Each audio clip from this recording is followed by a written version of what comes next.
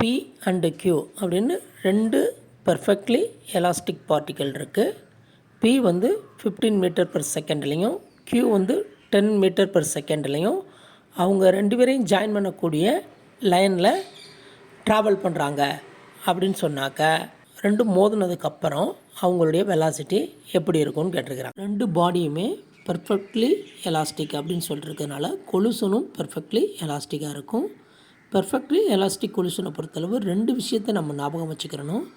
Number 1 வந்து momentum is conserve, அதாவது before கொலுஷனுக்கு மொமெண்டமும் ஆஃப்டர் கொலுஷன் மொமெண்டமும் சேமாக இருக்கும்.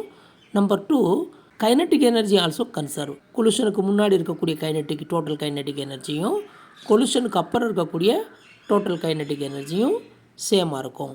அப்போ இந்த ரெண்டையும் வச்சு நம்ம பார்க்கும்போது எது வந்து ஹையர் வெலாசிட்டியில் இருந்ததோ அதனுடைய வெலாசிட்டி கம்மியாக இருக்கும், எது வந்து லோயர் வெலாசிட்டி இருந்ததோ அதனுடைய வெலாசிட்டி இன்க்ரீஸ் ஆகிருக்கும். ஆனால் உங்களுக்கு வந்து கைனட்டிக் எனர்ஜி மாறி இருக்கக்கூடாது. அப்போ அந்த லைட்டில் பார்க்கும்போது மாஸும் சேமாக இருக்கிறதுனால option 2 is the correct answer.